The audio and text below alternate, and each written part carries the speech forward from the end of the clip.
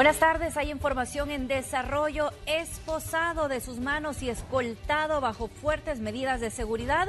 Así fue llevado el expresidente de Honduras, Juan Orlando Hernández, a la base aérea al sur de Tegucigalpa, al helicóptero de la Fuerza Aérea que lo llevará al avión de la DEA para ser extraditado hacia los Estados Unidos, el país que lo ha requerido por varios delitos relacionados al narcotráfico. Es información que se genera en Honduras en desarrollo. En caso de que sea encontrado culpable de narcotráfico y tráfico de armas, el expresidente Juan Orlando Hernández, de 53 años, se enfrentaría a una sentencia mínima obligatoria de 40 años de prisión.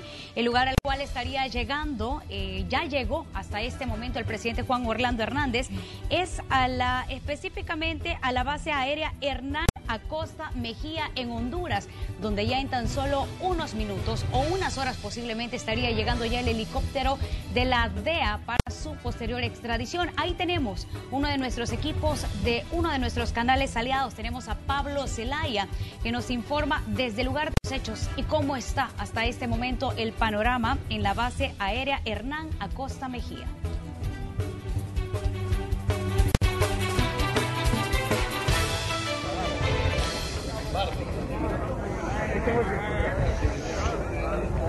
Muy buenas, colegas de la red de noticias Salvavisión. Les saluda a Pablo Martínez desde Tegucigalpa, Honduras.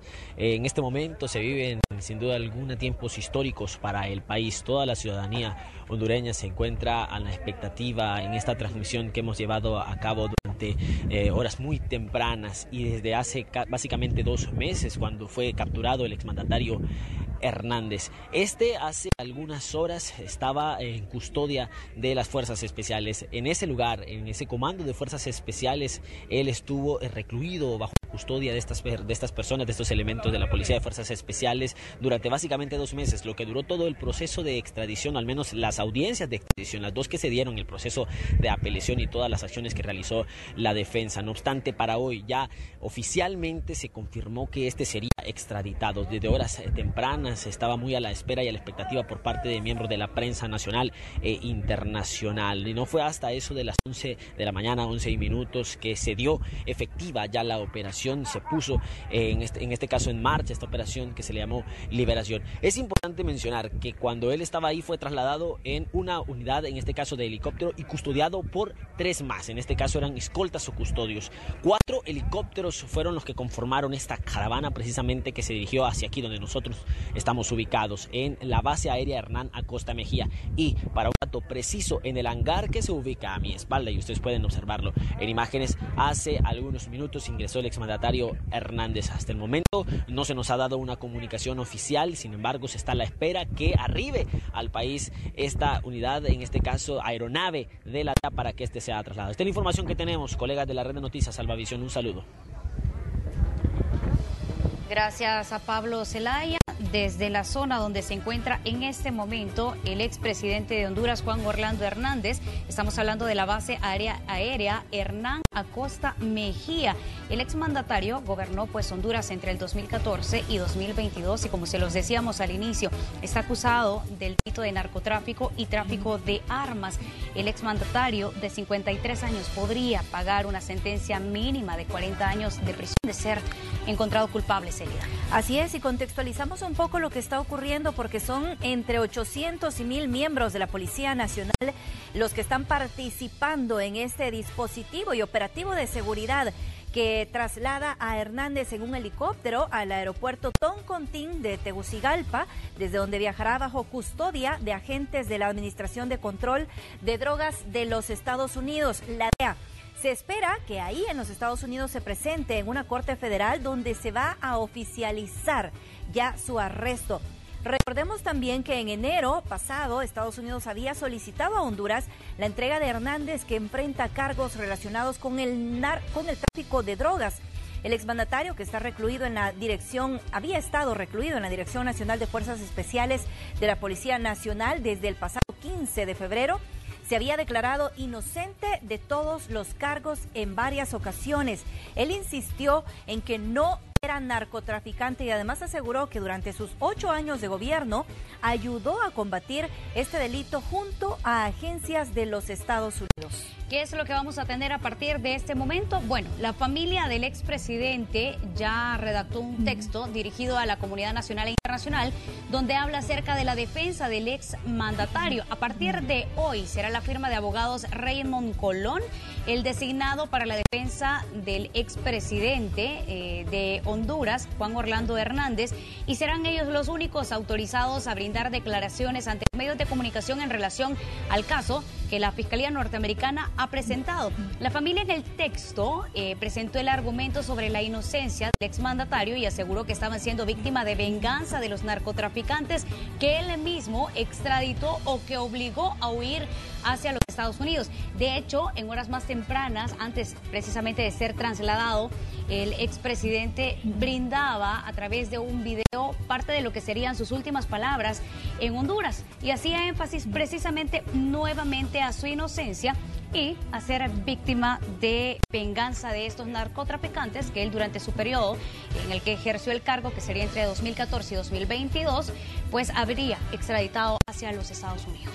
Hemos estado presentando esas imágenes en vivo donde se está a la espera de este avión de la DEA que lo estaría trasladando hasta los Estados Unidos. Por supuesto que nos mantenemos atentos a esta información aún en desarrollo que se genera en Honduras. Le damos la más cordial bienvenida a esta entrega de Noticiero Hechos. Gracias por acompañarnos.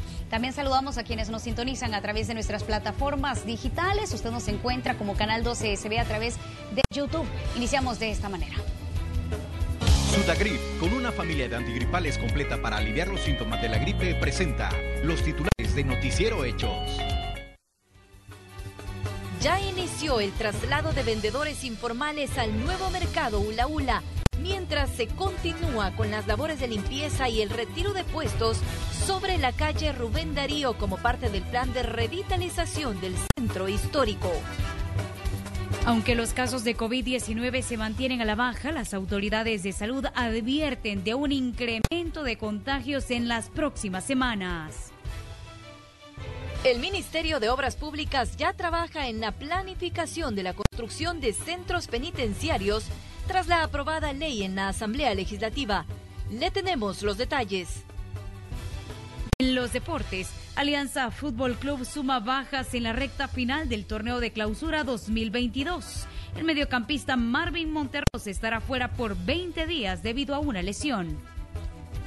En el ámbito internacional, bajo un amplio dispositivo de seguridad, Honduras extradita al expresidente Juan Orlando Hernández hacia los Estados Unidos, donde enfrentará la justicia por tráfico de drogas y armas. También hay información que se genera en nuestro país y es que en el centro de San Salvador el alcalde capitalino Mario Durán dio a conocer los futuros trabajos que se van a realizar sobre la calle Rubén Darío. Este es el panorama en la calle Rubén Darío de San Salvador.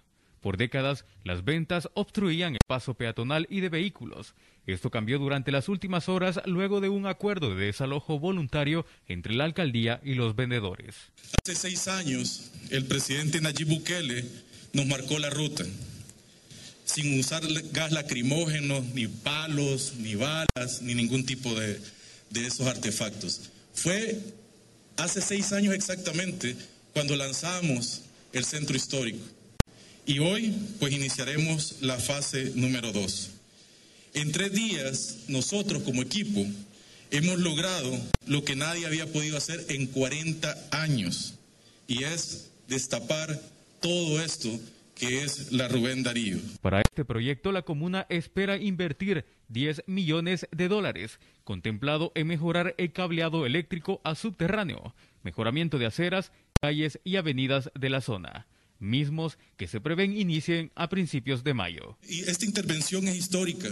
Son más de 50 cuadras que serán intervenidas, que serán obviamente pues revitalizadas y que además pues contará con un acceso impresionante. 50 cuadras que van a abrirnos la puerta al corazón de El Salvador. Más de 1,000 comerciantes movilizados voluntariamente que ingresarán en los próximos días al Ula Ula. No solo estamos rescatando nuestro centro histórico, sino que también estamos dignificando a nuestros comerciantes que aguantaban lluvia, sol, que tenían un lugar insalubre, pues nosotros hemos terminado ya el mercado y le hemos creado las condiciones que ellos nos exigían. Pero, ¿qué opina la población sobre estos proyectos en el área metropolitana de San Salvador?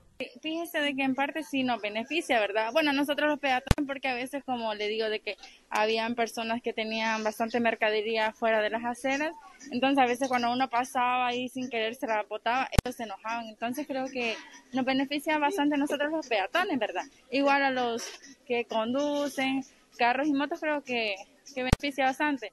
Va a quedar muy bonito, ¿verdad? Y esto ayuda al turismo, al orden, a que no haya desorden, y la seguridad, ¿verdad? Se puede andar más tranquilo, ¿verdad? Se ve más limpio, más ordenado, más paseado y ¿qué le diré? Para mí está bien. ¿Y ante esta situación considera que habrá más seguridad el hecho de caminar sobre las aceras de la Rubén Darío? Claro que sí, hay más seguridad en todo aspecto. En otros años, pues, la calle Arce fue movida y no hubo una alternativa. Hoy sí está habiendo una alternativa, que es el mercado, ¿verdad? Gracias a Dios van a tener un lugar digno donde estar ellos. Hasta la fecha, la alcaldía detalló que va un 60% de avance sobre el despeje de la zona. Mientras tanto, la reubicación de los comerciantes hacia el nuevo mercado Ula Ula ya dio inicio. Dani Guarita, Noticiero Hechos. Y en otros temas, el ministro de Salud dijo que hay una reducción en los ingresos hospitalarios por COVID-19, pero no se descarta un incremento en los contagios ya para los próximos días. Según el ministro de Salud, hasta la fecha no se ha detectado la circulación de nuevas variantes de COVID-19 en territorio salvadoreño. Sin embargo, aclaró que existe la posibilidad que en los próximos días pueda registrarse un incremento en los casos de coronavirus. No hemos identificado una variante al momento de BA2, sin embargo, como todos conocemos, la posibilidad de circulación siempre es latente. ¿Y qué quiere decir? Lo importante es colectar las muestras, tener esos resultados y ver el predominio de la circulación de una de estas subvariantes. Los modelos matemáticos establecen que para esta semana, precisamente después del periodo vacacional, podría iniciar un incremento de casos a causa de esta subvariante de BA2. Por el momento, la cifra de contagios por este virus y los ingresos hospitalarios mantienen una tendencia a la baja. Estamos hablando de 0.90 ingreso hospitalario por 100.000 habitantes en los últimos 7 días, la positividad por 100.000 habitantes de 0.16 en los últimos 7 días y una ocupación de cama hospitalaria en los últimos 7 días por 100.000 habitantes del 4%. Eso nos dice, bueno, no se han incrementado, pero estamos pendientes y, por supuesto, colectando, esperando los resultados de las muestras que ya se tomaron para poder identificar qué es lo que está circulando en este territorio. Desde hace más de un mes se habilitó la aplicación de la cuarta dosis de la vacuna anti-COVID-19 en el país para los mayores de 12 años. Y hasta la fecha, cerca de 157,000 personas han recibido este fármaco de refuerzo, pero el ritmo de vacunación ha sido más lento en comparación con las 3 dosis anteriores. El ministro de Salud explicó las razones. Tenemos primero como base científica la evidencia que existe a nivel internacional del cumplimiento de los tratamientos y déjenme comentarles un poco. Todo tratamiento médico ya está establecido que hay un apego a la secuencia o a la continuidad del tratamiento que siempre va en disminución. O sea, nos damos cuenta que depende no solo del hecho del tiempo de la implementación, del apego del tratamiento, sino que también del periodo que debe tener después de una tercera dosis, que son aproximadamente 3 meses. Esos son puntos por los cuales ese crecimiento progresivamente es. El mayor apego va a ser en la primera, el segundo mayor apego en la segunda dosis, correspondientemente la tercera dosis y consecuentemente la cuarta dosis. Ahora, no es necesario agendar cita para recibir la vacuna anti-COVID-19, por lo que puede acercarse a los diferentes centros de vacunación para la aplicación del fármaco. Con imágenes de Roberto Martínez, un reporte de Iliana Leiva para Noticiero Hechos. Esto es parte de la información y más adelante vamos a establecer contacto donde las autoridades del Ministerio de Salud estarían brindando una conferencia de prensa precisamente para conocer más detalles sobre las medidas de bioseguridad en el territorio salvadoreño. Por cierto, más temprano el ministro de Salud, Francisco Alaví, se refirió al aumento de casos sospechosos de dengue a nivel nacional que se pudo evidenciar en el boletín epidemiológico de la tercera semana del mes de marzo, cuando se tenían acumulados 2.180 casos. Según el titular de esa cartera de Estado, la situación se mantiene controlada, a pesar de encontrarse en etapa de alarma. Además, reiteró que sigue la labor de combate contra el zancudo, con enfoque en 122 municipios priorizados a nivel nacional. Los casos confirmados se mantienen adecuados, de alguna manera controlados. Los casos sospechosos hubo un incremento. Todas estas medidas están enfocadas a la disminución, pero también tenemos que entender algo clave, y es que estamos iniciando el periodo de lluvias. Darle la tranquilidad, se sigue haciendo todas las acciones de control antivectorial integrales. 3 puntos fundamentales que han sido de esta estrategia clave, y es: 1, el visitar casa por casa. Hay contingentes de 500 personas que están siendo distribuidas, 2 contingentes por región de salud. Eso quiere decir región occidental, oriental, la central, la paracentral y la metropolitana. Son 5 regiones, y en cada región hay diarios 2 contingentes de 500 personas a lo largo del territorio haciendo una búsqueda casa por casa. Vamos con más información a esta hora, porque líderes ambientalistas señalan que es necesario tomar el tema del cambio climático como un punto de prioridad en la agenda de todos los sectores que conforman el país, buscando así alternativas para volver a El Salvador más resiliente. En el marco del Día Mundial de la Tierra, ambientalistas consideran que existen deudas, tanto sociales y políticas, para convertir El Salvador en un país resiliente ante la inminente situación del cambio climático. Mire, primero uno de los retos es hacer territorios más resilientes, es decir, cómo nuestro territorio, ¿verdad?, enfrenta crisis climáticas, cómo cuidamos el agua, cómo deforestamos menos, cómo producimos nuestros propios alimentos sin agroquímicos, ¿verdad?, cómo somos sustentables, ¿verdad?, las comunidades, el país. Tenemos tantos tratados internacionales firmados, convenios firmados, tenemos que dar respuesta a ellas, pero en realidad tenemos que hablar de cultura, tenemos que hablar de educación ambiental, y aunque nos parezca que venimos señalando eso desde antes, la educación ambiental nos va a ayudar a ir sobrepasando todos esos retos que podemos tener como país. Señalan que aunque el país no tiene suficientes fondos, existen convenios internacionales que podrían ser una alternativa para poder caminar a una sustentabilidad ambiental. No hay fondos como país para enfrentar el cambio climático, sin embargo hay convenios internacionales que nos pueden aportar ese tipo de fondos para nosotros mitigar esos efectos que podemos tener en el país, ¿verdad? Porque vamos a ser los mayormente impactados, y a nivel internacional pues hay acuerdos de aportar cierta cantidad de dinero para estos países que necesitan adaptarse. Correcto. También detallaron que el cambio climático afecta directamente la economía salvadoreña, por lo que es importante que se convierta en un tema de agenda de país. Que sí impacta, ¿verdad? Impacta a corto y a largo plazo, ¿verdad? Impacta cuando tenemos una sequía, pero a largo plazo porque no permite a un país sea sustentable. Las ambientalistas señalaron que si bien existen preocupaciones a nivel de El Salvador, como el control de la pandemia y la crisis económica por el conflicto en Ucrania, el cambio climático no puede pasar por alto y debe convertirse también en parte de los temas de prioridad nacional. Informó para Noticiero Hechos, Rommel Hernández.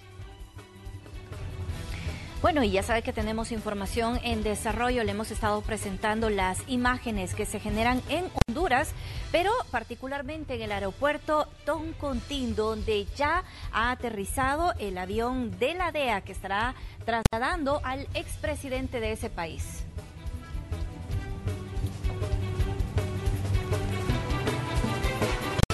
Bueno, con estas imágenes hacemos una breve pausa y ya volvemos. Estas imágenes nos llegan en vivo gracias a nuestro canal aliado Impacto BTV.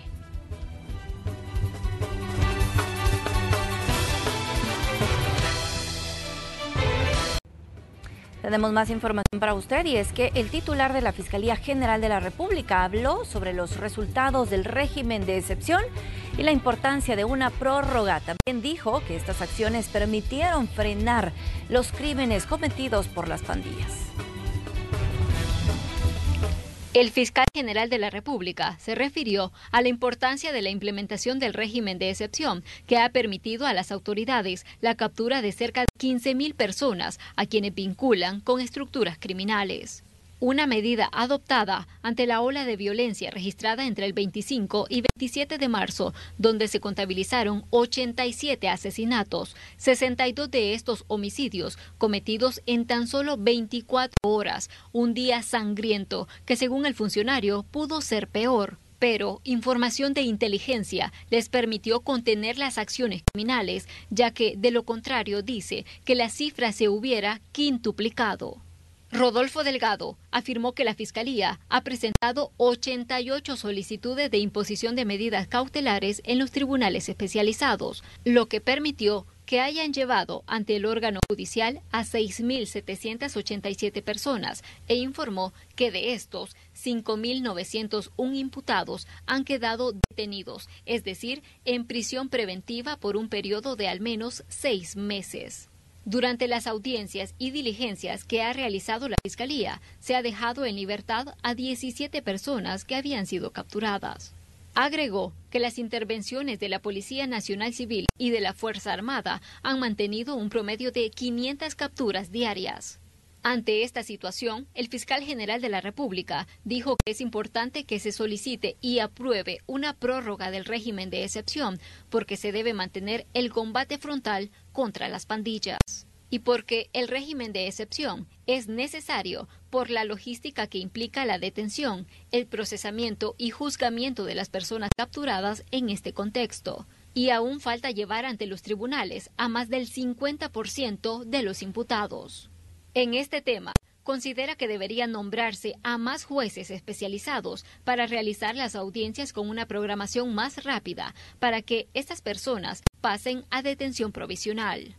Según el titular de la Fiscalía, los delincuentes con sus acciones criminales perseguían un fin económico, como obtener dinero de la extorsión, pero esto ha ido disminuyendo con las capturas. Y sobre la información que presuntamente los pandilleros están vendiendo sus propiedades, dijo que los delincuentes tienen negocios establecidos y están inmersos en una buena parte de la economía nacional. Un reporte de Iliana Leiva para Noticiero Hechos. El ministro de Obras Públicas, Romeo Hernández, aseguró que ya trabajan en la planificación de la construcción de los diferentes centros penitenciarios, luego que la Asamblea Legislativa aprobara la ley que faculta a las instituciones a asociarse con privados y a realizar las compras o expropiaciones de los inmuebles. El artículo 2 de la Ley Especial para la Construcción de Centros Penitenciarios indica que el Ministerio de Obras Públicas será el encargado de planificar, diseñar y construir los recintos penitenciarios y sin dar mayores detalles de cuántos planean ejecutar, el ministro aseguró que ya comenzaron a trabajar al respecto. Hay todo un proceso de planificación coordinado con el Ministerio de Justicia y Seguridad Pública, principalmente la Dirección de Centros Penales, para poder realizar esta construcción. Entonces, junto con ellos, pues luego se va a dar anuncios de las actividades que se pueden ejecutar para la construcción de cada uno de ellos. En este momento, pues está en proceso de planificación. En su momento, pues vamos a dar los anuncios respectivos sobre cantidades, sobre los sitios, etcétera, ¿verdad?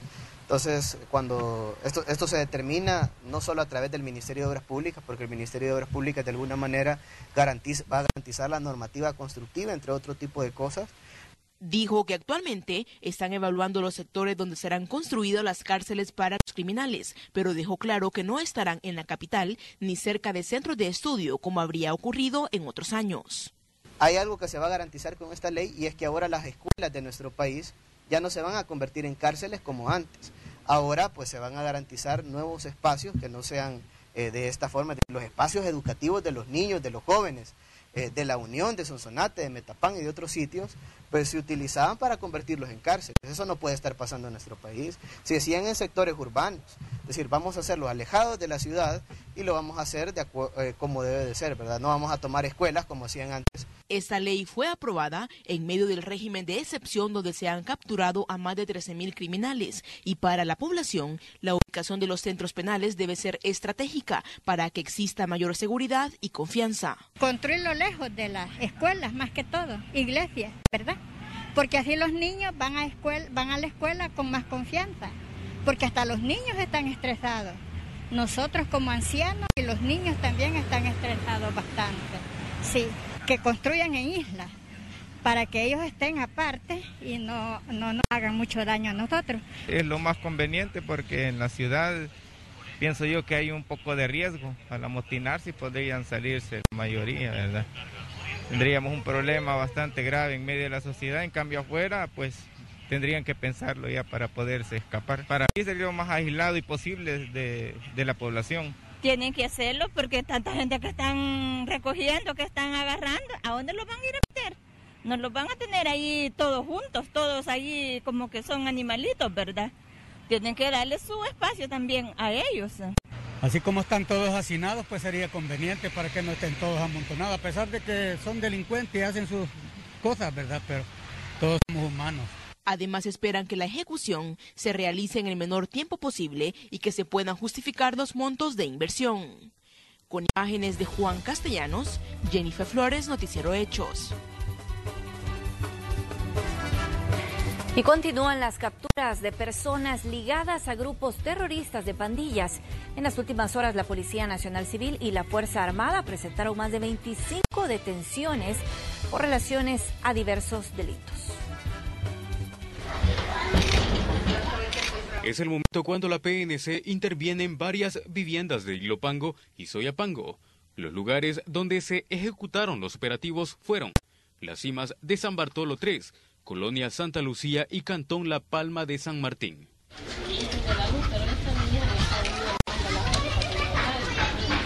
Durante los allanamientos, las autoridades capturaron a 7 personas, entre ellos pandilleros y un sujeto, a quien se le encontraron varias porciones de droga.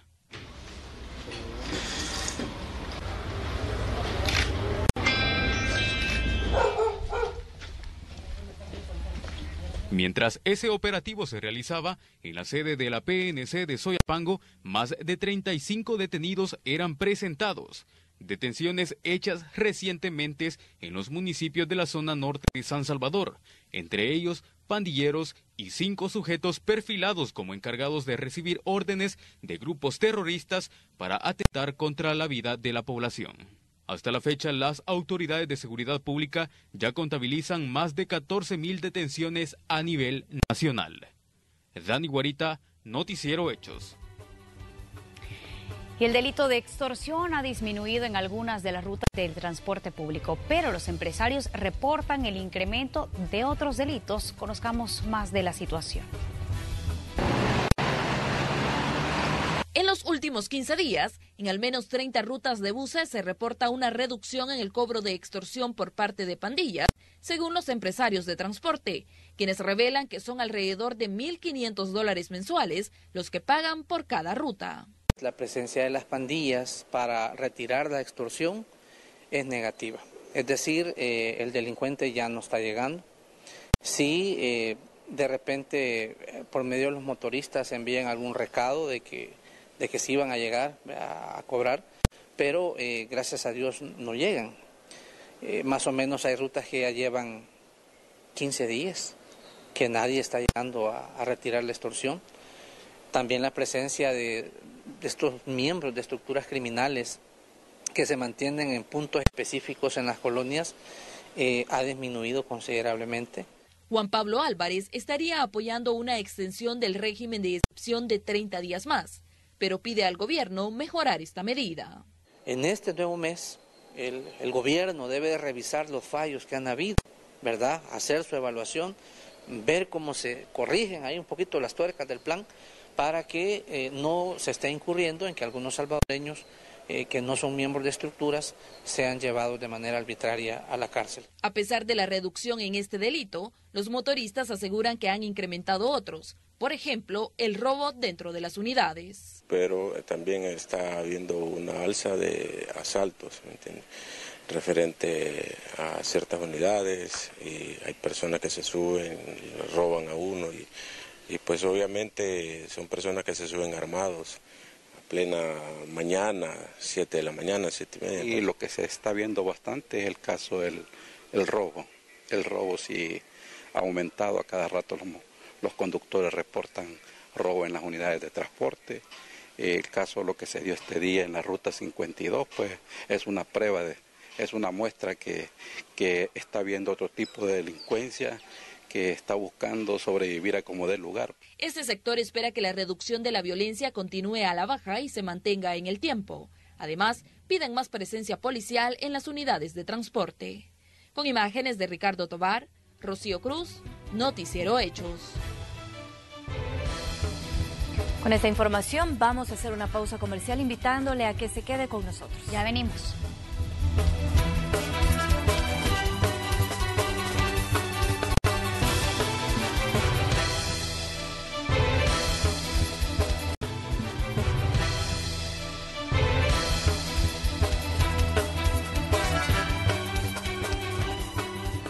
Ya sabes cómo hacer transferencias a toda hora, sin costo, al instante y a cualquier banco con la nueva app Cash. Es muy fácil. Primero, eliges tu hashtag o nombre de usuario. Registras tu tarjeta de débito favorita, ya sea Visa o Mastercard, de cualquier banco. Cash tiene la ventaja que te permite registrar hasta 3 tarjetas de débito. Y listo, ya podés transferir dinero. Ahora elegís el tipo de transferencia que vas a realizar. Puede ser transferir por medio de los contactos de tu móvil, transferir directamente a una tarjeta de débito, transferir entre tus propias tarjetas. Por ejemplo, voy a pagar a mi estilista en este mismo momento y por medio de tarjeta de débito, al terminar el proceso, me va a aparecer el mensaje de transacción exitosa. Descarga ya Cash en App Store, Google Play o Huawei App Gallery y decirle adiós al efectivo. Y a esta hora tenemos información en desarrollo, ya se lo habíamos adelantado, las autoridades del Ministerio de Salud están brindando una conferencia de prensa acerca de las medidas de bioseguridad. Escuchemos. Como ustedes pueden ver, estamos abajo de 10 y eso nos enmarca en bajo riesgo. Número 2, en el caso del porcentaje de ocupación de camas hospitalarias. El Salvador tiene un porcentaje de ocupación de cama hospitalaria del 4%. Eso nos estandariza abajo del 10% que nos clasifica como un riesgo bajo. ¿Por qué el CDC y las diferentes entidades internacionales han clasificado el aspecto del contagio poblacional del COVID-19 en bajo, en moderado o en alto riesgo? Por una razón, para poder intervenir y tomar medidas adecuadas en cada uno de los contextos y que de esta manera cada país pueda tener la intervención en base a los resultados de las diferentes estrategias aplicadas. Que El Salvador tenga en este momento un punto 33 actualizado a este día por 100.000 habitantes de ingresos hospitalarios por COVID es un dato y es un resultado que ha valido gracias a todas las estrategias implementadas en la participación ciudadana y todas las herramientas que el presidente Bukele nos ha dado en su momento. Que El Salvador en este momento tenga un 4% de uso de cama hospitalaria por COVID-19 es el resultado de cada una de las estrategias implementadas en tiempo oportuno y que nos permite definitivamente pues tener los resultados favorables que hoy se están observando. De esta manera, quiero pasar a la siguiente diapositiva, que es la recomendación que emiten las diferentes entidades ante el riesgo que pueda tener. Como vemos, El Salvador está clasificado en base a esta actualización de febrero de este año de los CDC como un país de bajo riesgo, en ese sentido, de bajo riesgo ante el contagio. En ese sentido, también emite recomendaciones que se basan en la cantidad del riesgo que pueda tener la población para poder utilizar ciertas medidas de prevención. Aquellas personas que están en un bajo riesgo, pues debemos de mantenernos con el esquema de vacunación al día, como lo menciona, como ustedes pueden ver también, con la posibilidad de hacerse pruebas de detección y tamizaje, que es lo que está a disposición, y es por eso que vemos en El Salvador que continúa el proceso de tamizaje en el territorio, del cual llevamos ya cerca de 2 millones de pruebas PCR realizadas en tiempo real y que no ha parado desde que se inició la pandemia. Incluso en el periodo vacacional se ha continuado con las cabinas de tamizaje a lo largo del territorio y nos permite de esta manera continuar cumpliendo las medidas. ¿Cómo vamos a considerar también una persona que tiene un riesgo medio? Si tiene riesgo alto de enfermarse gravemente, hable con su médico, eso es en base a la recomendación, más mantener el uso del esquema de vacunación completo, más, pues por supuesto, la facilidad de acceso a la vacunación. ¿Y qué es la recomendación para las personas que son clasificadas como alto riesgo? Pues estas personas deben de completar su esquema de vacunación, ¿verdad? Deben de tener la posibilidad de realizarse en todo momento una prueba y, por supuesto, el utilizar una mascarilla como protección. De esta manera nos damos cuenta que al ser El Salvador un país de bajo riesgo, puede tener la oportunidad de no tener obligatoriedad en el uso de mascarilla y de que de esta manera todos los salvadoreños pues practiquemos voluntariamente el uso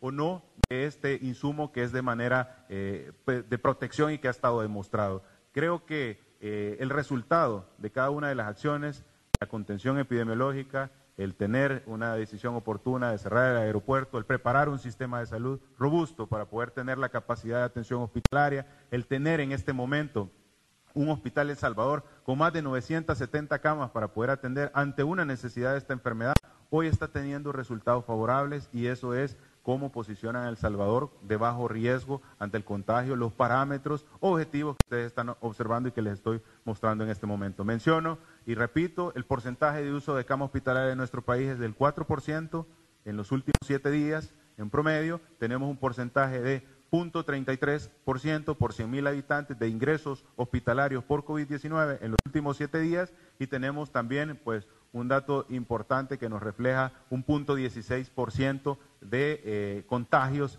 confirmados por 100.000 habitantes por día en los últimos 7 días. Estos parámetros nos posicionan como bajo riesgo. De esta manera, la no obligatoriedad en el territorio nos permite pues, darle las herramientas a la población para que pueda escoger de manera pues, voluntaria el utilizar las medidas correspondientes en los parámetros que habíamos establecido previamente de alto, de moderado o de bajo riesgo. ¿Qué recomendamos y qué la literatura internacional está recomendando para las personas de bajo riesgo? Simplemente que tengamos, y ustedes lo pueden ver en la gráfica, en la primera tabla, es que tenga su esquema de vacunación completo y que pueda tener acceso a una prueba de tamizaje si fuese necesario. No lo dice el Ministerio de Salud, no lo dice el ministro, lo dice el CDC de Estados Unidos, que es una de las entidades de enfermedades infectocontagiosas más importantes a nivel mundial. ¿Qué necesita una persona de bajo riesgo? Pues tener siempre la evaluación de su médico, si su médico le dice que utilice o no una mascarilla en base a las recomendaciones que tiene o a los antecedentes o a los comórbidos, el que tenga su esquema de vacunación completo y el que tenga la posibilidad de realizarse una prueba y también de alto riesgo. De esta manera se puede estandarizar y por supuesto todos los salvadoreños pues no es obligatorio la no obligatoriedad del uso de la mascarilla. También hay que recalcar, esto es extensivo a todos los grupos poblacionales y quiero retomar una parte fundamental. El Ministerio de Salud ha sido bastante claro desde un inicio en el cual el tema de las actividades escolares pues van a ser siempre bajo los fundamentos y los pilares de ser semipresencial, multimodal, voluntario, que ofrece múltiples opciones para que la población salvadoreña, los padres, las madres de esos estudiantes puedan, y por supuesto aquellos estudiantes puedan decidir si quieren estar en los lugares de actividades educativas de manera presencial o virtual o en ambas formas, que siempre se pueda respetar la decisión voluntaria del uso o no de los diferentes mecanismos de protección que han estado establecidos y por supuesto darle la tranquilidad de que de esta manera se abordan partes importantes. La recomendación de la Organización Mundial de la Salud ha estado bien marcada en que también hay efectos secundarios que pueden atribuirse en aquellos menores de 5 años pues que tienden a utilizar estas mascarillas y esto es clave mencionarlo porque limitan otros aspectos, el desarrollo infantil, limitan la interacción emocional de la actividad social que los niños tienen y por supuesto también limitan ciertos aspectos fisiológicos, pulmonares que puedan llegar a tener. Y esto no lo estoy diciendo en este momento, sino que es una recomendación que toda la población puede identificar a través de la Organización Mundial de la Salud. El estar, como repito, en bajo contagio, en un riesgo bajo de contagio, El Salvador al tener cerca de 12, 13 casos confirmados por día. Esto nos permite el que no exista una obligatoriedad y que la población pueda tener de manera voluntaria el utilizar o no una mascarilla. Así que de esta manera creo que ustedes pueden observar, y quisiera pasar la siguiente. Esto es un estatus, por favor la anterior, este es un estatus en el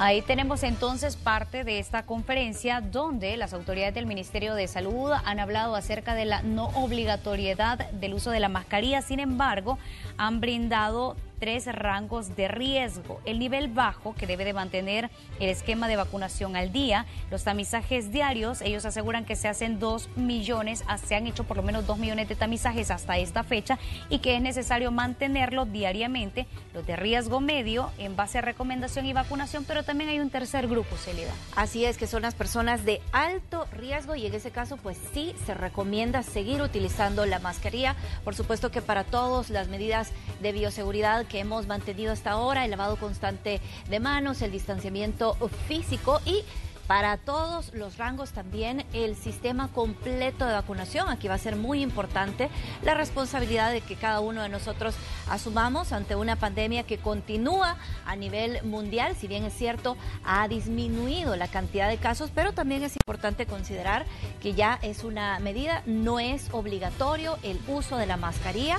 Al menos eso han dicho las autoridades. Ahí ya quedará a criterio de cada quien el saber utilizarla, y sobre todo considerando si estamos en alguno de los grupos de alto riesgo. Así es, según el ministro de Salud, Francisco Alaví, en territorio salvadoreño por lo menos hasta ahorita hay un porcentaje de uso de cama hospitalaria de un 4%. Eso por lo menos según las estadísticas tomadas en los últimos 7 días han indicado. Importante destacar que acá en El Salvador, en países latinoamericanos, sí se habla de una disminución de casos, según lo ha dictado la Organización Panamericana de la Salud, pero la Organización Mundial lo ha destacado o lo ha comparado, por ejemplo, con Europa, con China, con los Estados Unidos, que sí están teniendo un incremento de casos, y por consiguiente ya queda bajo su responsabilidad el uso de la mascarilla. Eso sí, tomando en cuenta que las personas de alto riesgo, la recomendación es así portarla en todo momento.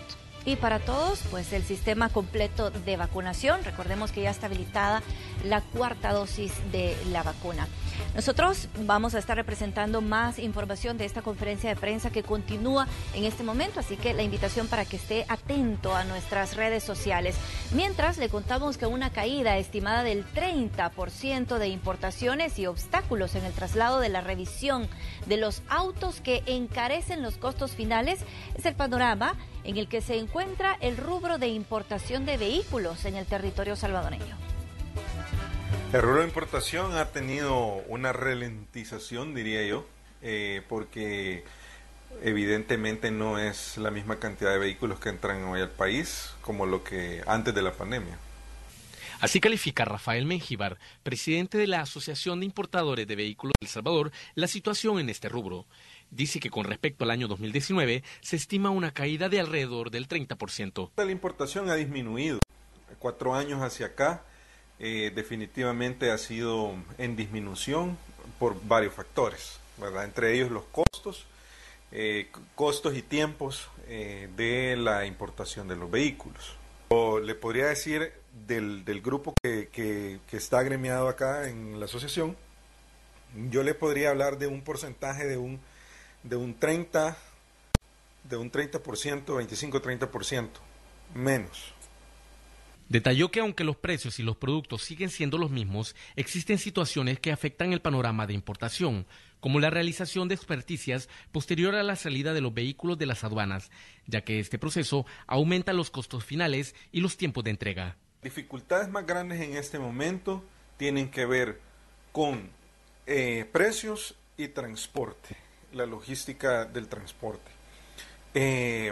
Los precios se han incrementado debido al tema de las navieras y los contenedores que afectó a nivel mundial, y por supuesto afecta también a este rubro, ¿verdad? Cosa también es la parte de la legislación, ¿verdad? Entonces hay varias situaciones en aduanas que podrían mejorarse. Por ejemplo, ¿qué situaciones en la aduana?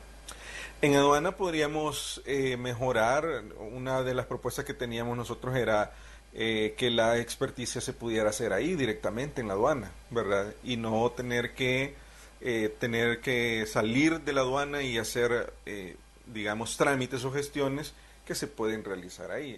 Agregó que una salida para poder mejorar el panorama de la importación de vehículos es que se genere una disposición de ley que permita realizar el proceso de experticia en las aduanas. Informó para Noticiero Hechos, Rommel Hernández. Con esta información hacemos una nueva pausa. Ya volvemos. Con este recorrido internacional concluimos esta entrega de Noticiero Hechos. Gracias a usted por habernos acompañado. Buenas tardes.